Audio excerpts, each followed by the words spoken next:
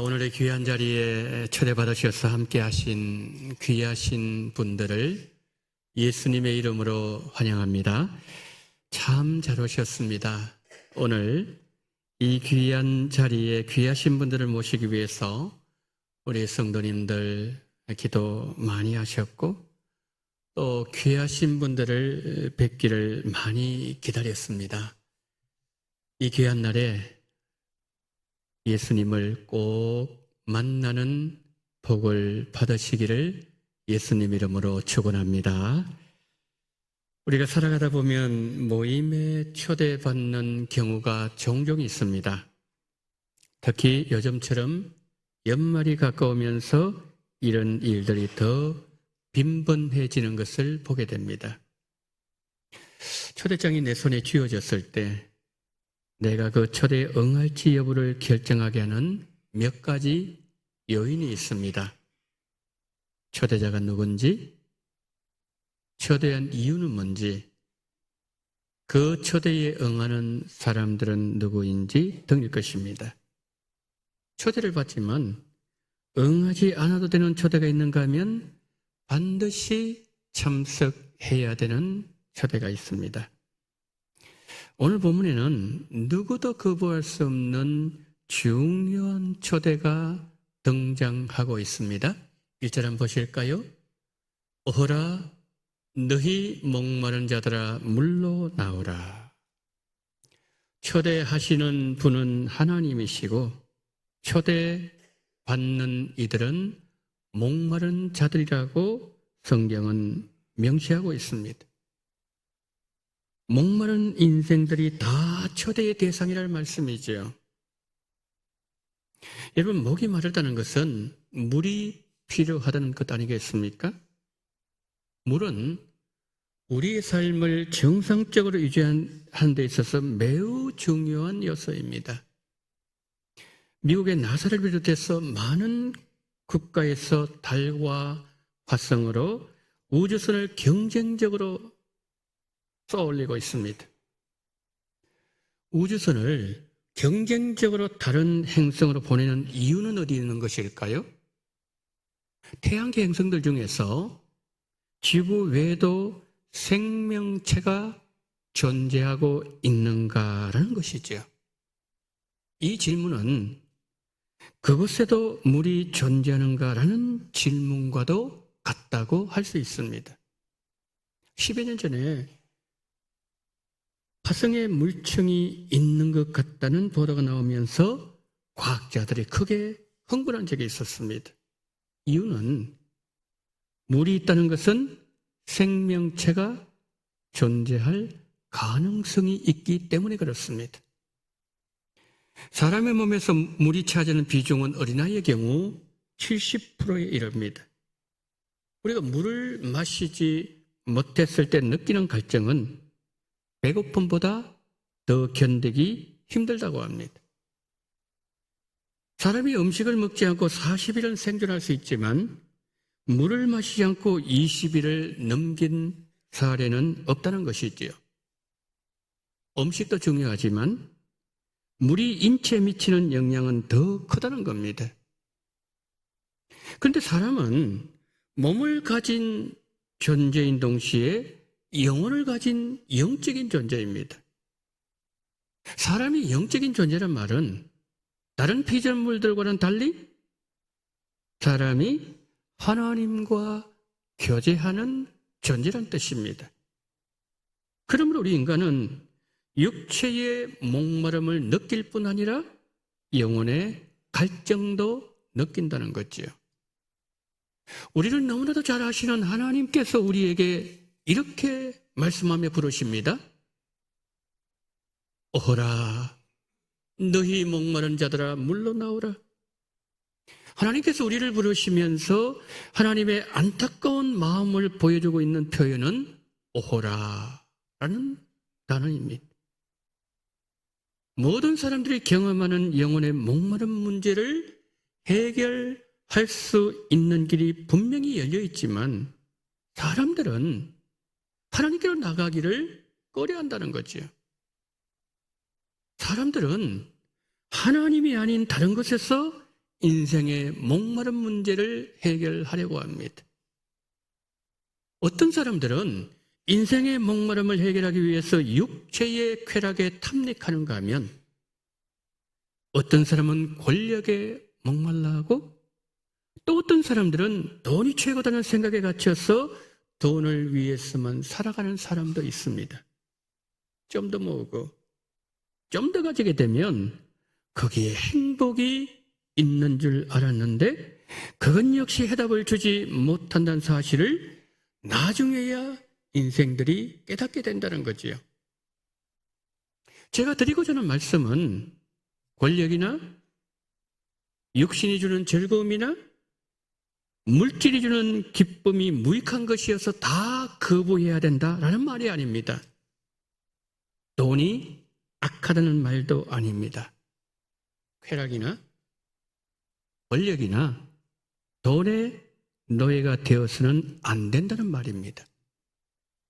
그런데 참 이상한 것은 앞에서 말씀드린 욕망들이 다 채워져도 사람들은 만족하지 못한다는 겁니다. 여러분, 왜 이런 기이한 일이 벌어지는 것일까요? 우리 인생은 그 모든 것으로도 설명할 수 없는 중요한 다른 무엇인가가 우리에게는 있다라는 말씀이에요. 해밍웨이가 1952년의 소설 노인과 바다를 저술을 했습니다. 해밍웨이는 그 책에서 상어들과 사투를 벌이는 한 노인을 소개하고 있습니다.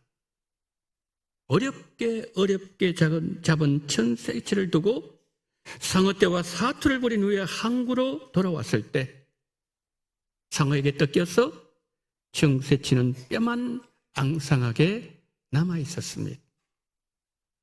그 소설에 등장하는 바다는 인간이 살아가는 험난한 삶의 자리를 상징하고 있고 바다에서 노인이 상어떼와 벌이는 사투는 고독하고도 고통스러운 인간 삶의 본질을 보여주고 있습니다. 해밍웨이는 그 소설에서 인생을 말하고 싶었던 것이지요. 2년 후 해밍웨이는 그 소설로 노벨 문학상을 받게 되었고 세계적인 소설가가 되었습니다. 그 외에도 많은 작품들을 발표했는데 해밍웨이는 더 유명한 유명인사가 되었고 저명한 저술가로 인정받았습니다. 부와 명예가 그를 따라왔습니다.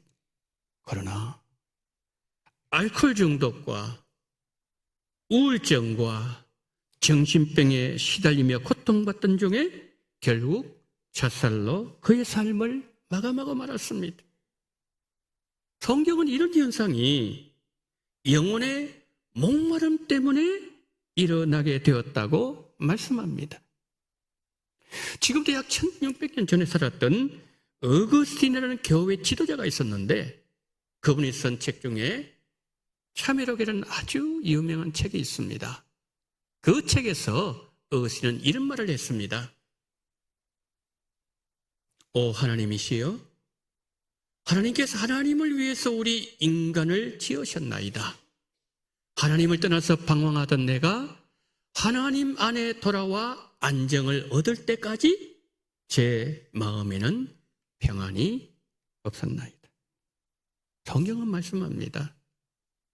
하나님께서 사람을 만드실 때 하나님을 위하여 만드셨기에 우리가 하나님을 찾아서 하나님의 품에 안기기 전까지는 영혼의 갈증을 멈출 길이 달리 없다는 성경의 가르침입니다. 그래서 성경은 목마른 인생들을 향해서 이렇게 외치고 있습니다. 오라, 너희 목마른 자들아, 물로 나오라. 우리가 하나님께 나아가서 하나님 주시는 생명수를 마시면 영혼의 갈증 문제가 해결된다는 하나님의 말씀입니다. 오늘날 예수님께서 유대인들에게 이렇게 말씀하셨습니다. 진리를 알지니 진리가 너희를 자유케 하리라. 예수님이 말씀을 들은 유대인들이 예수님께 항변했습니다. 아브라함의 자손들이고 남의 종이 된 적이 없었는데 왜 우리가 자유롭게 되리라 하느냐? 여러분, 유대인들은 예수님의 말씀을 문자적 의미로 받아들였다는 거죠. 그때 유대인들에게 예수님은 이렇게 말씀합니다. 진리를 알지니 진리가 너희를 자유케 하리라. 자, 그러면 여러분, 무엇이 진리인가요? 예수님은 진리를 이렇게 말씀하셨습니다. 우리 다 같이 읽습니다. 시작. 내가 곧 길이요 진리요 생명이니. 예수님이 진리이시고 예수님은 우리를 천국으로 인도하시는 유일한 길이 되시고 예수님 안에 영원한 생명이 있다는 예수님의 말씀입니다. 길이 되시고 진리가 되시고 생명이 되시는 예수님을 믿는 자는 목마름에서 해방시켜주는 생명수를 주시고 영혼의 갈증 문제는 해결되어지고 매이지 않는 자유한 삶을 살게 된다는 예수님의 말씀입니다. 저희 집에 아이들이 어릴 때 물고기를 키운 적이 있었습니다. 제가 물고기를 키우면서 하나 받은 교훈이 있습니다. 부지런해야 물고기를 키울 수 있구나. 굉장히 손이 많이 갑니다. 좁은 어항 속에 있는 물고기가 어항 밖에 있는 세상을 보면서 자신이 좁은 어항에 갇혀 있다고 생각한다고 한번 가정해 보겠습니다. 자, 그러면 물고기는 넓은 어항 밖의 세상을 동경할 것입니다. 나는 이렇게 좁은 어항에 갇혀 있는데 저 넓은 세상을 나가면 얼마나 좋을까? 저 어항 밖은 얼마나 넓고 좋은 곳인가? 그러나 좁은 어항이 물고기를 가두고 얽매는 올무가 아니란 것을 우리는 잘 알고 있습니다. 물고기에게는 자유롭게 헤엄칠 수 있는 물이 있는 어항 안보다 더 안전하고 더 편안한 환경은 존재하지 않기 때문이죠. 물고기를 키울 때 뚜껑을 덮어주지 않으면 가끔 물고기가 물에서 튀어나오는 경우가 있습니다. 자, 어항에서 튀어나온 물고기가 드디어 비좁은 어항에서 벗어났다. 이제는 자유하게 되었다. 라고 말하는 순간 그때까지 물속에서 마음대로 헤엄칠 수 있었던 자유와 물을 마음껏 마시면서 누렸던 자유는 사라지고 그때부터 물고기는 서서히 죽어가는 것이죠. 제가 예수님 전할 때 이런 말씀을 하시는 분들을 가끔 만나 뵐 때가 있습니다. 그분들은 말씀합니다. 아니, 예수 믿으면 일요일에 교회 가야 되고 잠도 실컷 못 자고 친구들에게 약속도 못 하고 뭐 놀러도 못 가고 단풍 구경 못 가고 술도 못 마시고 술 친구 끊어지고 내가 하고 싶은 것을 하지 못하고 자유를 다 잃어버리는데 예수 믿는 사람들은 무슨 재미로 사는가? 라고 말씀하시는 것을 들을 때가 있습니다. 그러나 우리가 가만히 생각해 보면 우리 인생이 누리는 자유는 매여 있을 때 누리는 자유가 많다는 것을 보게 됩니다. 우리가 보통 앞뒤가 맞지 않는 말을 패러독스라는 단어를 사용하지요. 어떤 뜻이죠? 역설이란 뜻이에요. 예를 하나 들어보겠습니다. 부부가 서로에게 매여 있을 때 가정이 평안하고 가정에 문제가 없습니다. 그러나 아내가 남편에게 매이지 않고 남편이 아내에게 매이지 않고 자기가 원하는 삶을 살고 자유분방한 삶을 살다면 여러분 그 가정 어떻게 되겠습니까? 가정의 행복은 사라질 것이고 결국 그 가정은 깨지고 말 것입니다. 그러니까 예수님이 제시하시는 자유는 파라독스한 내용이 많다는 거죠. 매여 있을 때 자유, 매여 있는 자가 느끼는 편안함, 묶여 있는 자가 느끼는 여유로움을 말씀하고 계신다는 거죠. 에밀 브루너라는 기독교 신학자는 이것을 두고 이런 표현을 했습니다. 자유의 역설. 어떤 사람이 힘든 인생사에서 벗어나고 싶고 자유를 얻고 싶어서 필름이 끊어질 정도로 술을 마셨습니다. 그러면 자유가 임하는 것인가요? 다음날 보면 알 수 있습니다.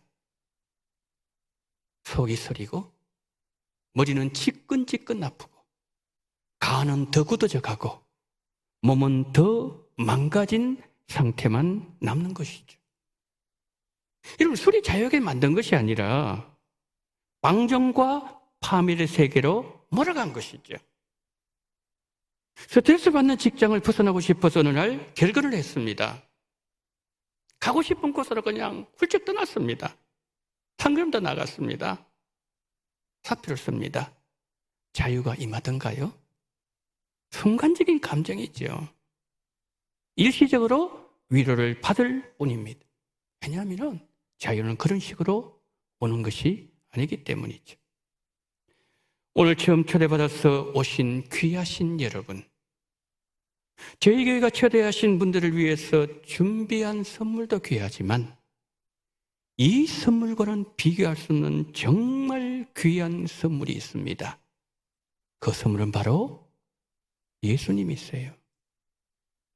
예수님은 초대받으신 분들이 받으실 수 있는 가장 귀한 선물이 되십니다. 오늘 이 자리에 초대받으신 여러분들에게 예수님께서 이렇게 말씀하십니다. 수고하고 무거운 짐진 자들아, 다 내게로 오라. 내가 너희를 쉬게 하리라.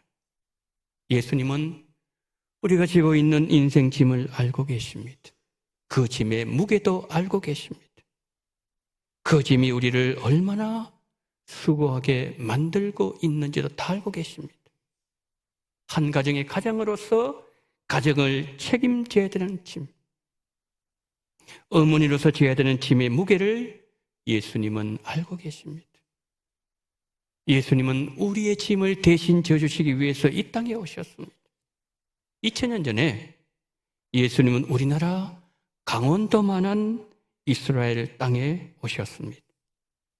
예수님이 이 땅에 오셨을 때 이스라엘 백성들은 가난과 질병과 로마로부터 속박을 당하면서 겪게 됐던 불안과 경제적인 궁핍과 또 거기서 오는 무거운 스트레스에 시달리면서 너무 많은 짐을 지고 있었습니다. 이 모든 것들은 그들이 지고 있던 짐들이었습니다. 예수님께서 오셔서 여러분 어떤 자를 찾아가셨고 어떤 자들을 만나 주셨을까요? 갈릴리 바다에서 물고기를 잡던 어부들, 질병으로 고생하는 사람들, 나병에 걸려서 버림받은 자들, 병이 너무 깊어서 자리에 들어 누워 있는 자들, 사람들에게 버림받은 이들을 찾아가셔서 그들의 손을 잡아주셨고 병자들을 회복시켜 주셨고 절망에 주저앉아 있는 자들을 일으켜 주셨고 삶의 미래와 희망을 나누어 주셨습니다. 사람들이 예수님을 만나면서 삶의 변화가 일어나기 시작했습니다. 삽시간에 예수에 대한 소문이 물파장이 되어 퍼져나갔습니다. 많은 사람들이 예수님을 따르기 시작했습니다. 예수님을 만나기 위해서 찾아온 이들에게 예수님은 이렇게 말씀하셨습니다. 수고하고 무거운 짐진 여러분, 다 내게로 오십시오. 내게 온 자는 누구든지 무거운 인생짐을 내려주겠습니다. 남녀노소, 빈부귀천, 누구나 무거운 짐을 지고서 살아갑니다. 어떤 이는 질병의 짐을, 어떤 이는 가난의 짐을, 어떤 이는 사람들과의 불화로 인한 갈등의 짐을, 또 어떤 이는 양심의 고통이라는 짐에 눌린 채로 살아갑니다. 여러분은 지금 어떤 짐을 지고 계십니까? 문제는 이 짐 보따리가 우리와 늘 함께하고 있는 데 있습니다. 길을 걸어갈 때도 등에 짐을 지고서 걸어갑니다. 발걸음이 가볍지 않습니다. 식사할 때만큼은 이 짐을 벗어지면 좋겠는데 식사할 때도 이 짐은 벗겨지지 않습니다. 짐을 진 채로 식사를 해야 됩니다. 소화가 잘 되지 않습니다. 잠을 잘 때도 이 짐을 끌어안고 짐에 눌린 채로 잠을 잡니다. 때로 꿈속에서 이 짐이 악몽으로 나타나기도 합니다. 여러분, 이 짐은 내 힘으로는 아무리 벗으려도 벗어지지 않습니다. 그리고 이 짐은 너무 무거운데 벗겨줄 사람은 없고, 내 짐은 계속해서 나를 짓누르고 있고, 더 큰 문제는 이 짐을 내 인생의 마지막 날까지 지고 가야 하니 도저히 그 짐의 무게를 견딜 수 없어서 어떤 분들은 하지 말아야 될 극단적인 선택을 한다는 거죠. 우리가 지고 가는 짐의 특징, 그것은 우리 힘으로는 벗어버릴 수 없고 누군가가 벗겨주어야 벗겨지는 짐이란 겁니다. 남편이 아내를 사랑하지만 아내를 위해서 남편이 대신 아파줄 수 없습니다.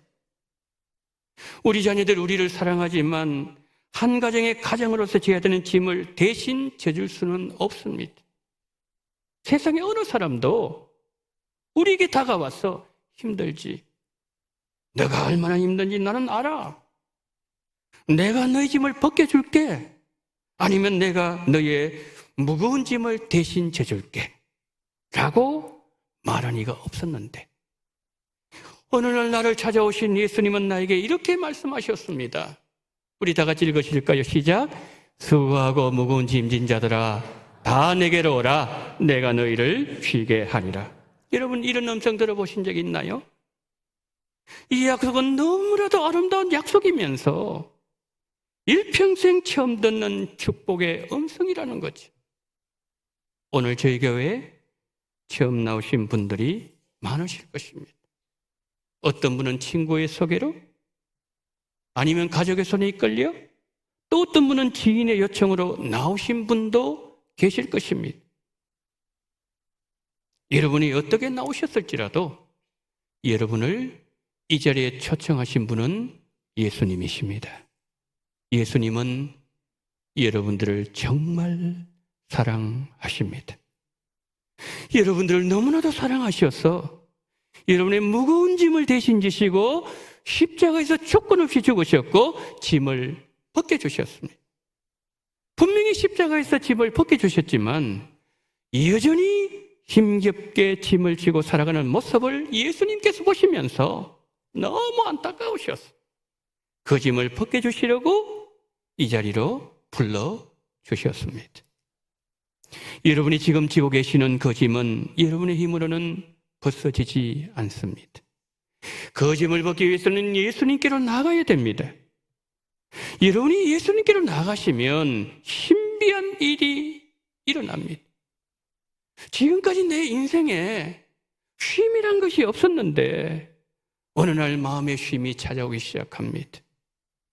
내 인생 짐이 너무나도 무거웠는데 그것이 나를 수고하게 만들었고 무겁게 만들었는데 그 짐이 어느 순간 떠나가고 내 영혼의 자유가 찾아온다는 것이죠.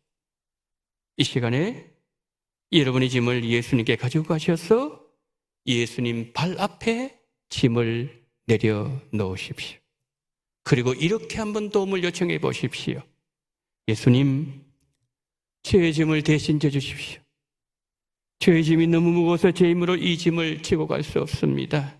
예수님, 짐에서 자유로운 삶과 인생이 되게 하여 주옵소서. 사람들은 내 짐을 맡아달라고 하면 부담스러워합니다. 그러나 예수님은 기쁨으로 내 짐을 맡아주시고 어떤 짐이든지 흔쾌하게 져주십니다. 예수님께서 사람들에게 짐을 말씀하실 때 밭을 갈 때 소가 매는 멍에와 함께 말씀하셨습니다. 한번 보실까요? 수고하고 무거운 짐진 자들아 다 내게로 오라, 내가 너희를 쉬게 하리라. 나의 멍에를 먹어 내게 배우라. 그리하면 너희 마음이 쉼을 얻으리니 이는 내 멍에는 쉽고 내 짐은 가벼움이라 하시니라.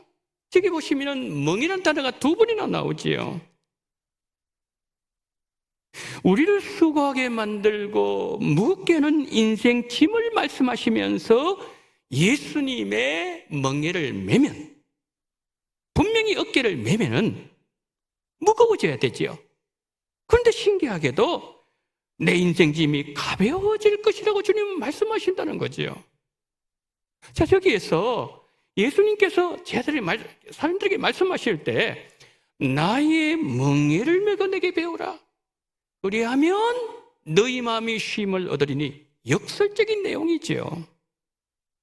예수님의 멍에를 메면 우리 마음에 쉼이 찾아온다고 말씀하는 거죠. 아니, 멍에를 메게 되면 힘이 드는 것이고 지치는 것은 당연히 일인데 왜 예수님은 쉼이 찾아온다고 말씀하시는 것일까요? 멍에를 아셔야 됩니다. 멍에가 뭡니까? 소에게 침을 지울 때, 밭을 갈 때 소를 제어하는 장치죠. 사진 보여줬어요. 자, 저기 보시면은 어떠한 농부인 것처럼 보입니다. 물소 2마리에 이제 저게 수평을 되어 있는 쟁기가 있죠. 그 다음에 소 어깨에 지어져 있는 수평을 되어 있는 저게 멍에입니다. 그런데 소 1마리를 가지고 농사를 지으면은 멍에는 기역자가 되겠죠. 2마리니까 이렇게 되어 있는 그런 모습이죠. 여러분, 소가 멍에를 매면은 주인과 보조를 맞춰야 됩니다. 주인과 하나가 되는 거지요. 멍에를 매는 순간 다른 방향으로 갈 수 없습니다. 그렇기 때문에 주님의 멍에를 맨다. 이 말씀은 주님의 명령을 받으면서 주님이 가시고자 하는 대로 내가 가고 주님이 하시고자 하는 대로 내가 한다는 거지요. 예수님이 좌측으로 가시면 나도 좌측으로 가고 예수님께서 우측으로 가시면 나도 우측으로 가면 됩니다.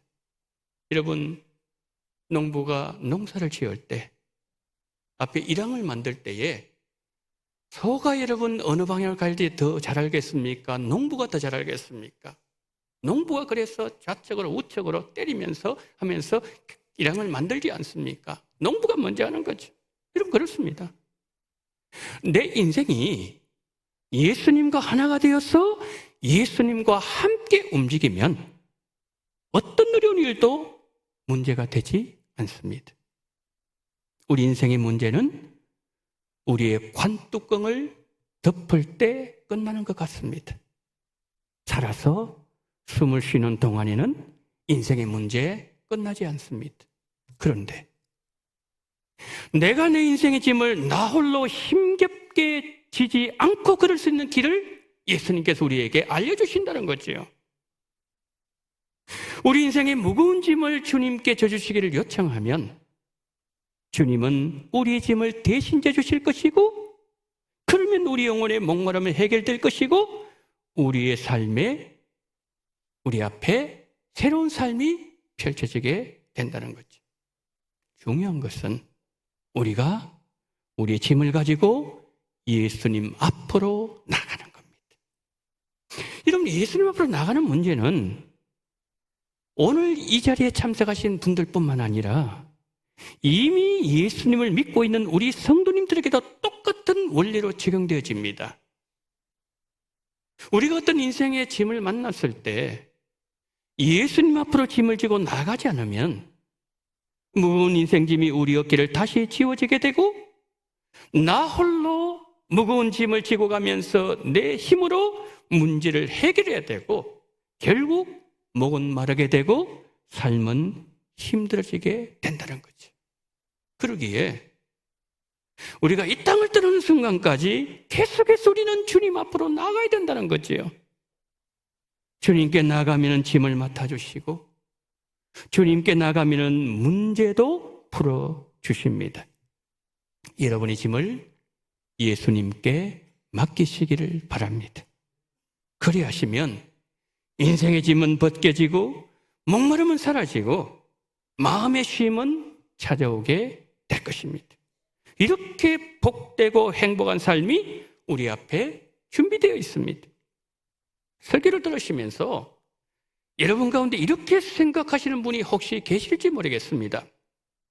아니, 예수님이 이렇게 좋으신 분이라면 예수님 나를 위해서 이렇게 위대한 일을 하신 분이라면 나도 이 예수님을 믿고 싶은데 이 예수님을 어떻게 믿을 수 있나요? 제가 여러분들에게 예수님을 믿을 수 있는 방법을 알려드리겠습니다. 자, 저기 나와 있는 저 글이지 않습니까? 우리 속도 맞추어가지고 우리 모두 한 목소리로 함께 했습니다. 시작. 예수님, 저는 힘이 듭니다. 저의 무거운 인생짐을 다 내려 주옵소서. 예수님, 저에게 쉼을 주옵소서. 예수님을 제 마음에 모셔드립니다. 이제부터 예수님이 내 인생의 주인 되셔서 행복한 삶을 살게 하옵소서. 예수님 이름으로 기도드리옵나이다. 아멘. 자, 저 고백은 오늘 처음 초대받으신 귀하신 분들과 우리 모두가 여기에 해당되는 내용입니다. 오늘 특별히 초대받아서 이 자리에 오신 귀하신 여러분, 오늘만 예배에 참석하지 마시고 다음 주일에도 참석하시고 그 다음 주일에도 참석하시고, 그래서 내 짐을 대신 져주시는 좋으신 예수님을 매주일마다 만나시고, 그래서 인생의 목마름은 사라지고 나를 억눌렀고 인생을 괴롭히게 했던 무거운 짐도 벗어지고 언제나 행복하고 평안한 삶을 사시기를 바랍니다. 오늘 새로운 삶의 첫 발을 내딛는 여러분 인생의 첫 출발의 첫날이 되어지기를 바랍니다.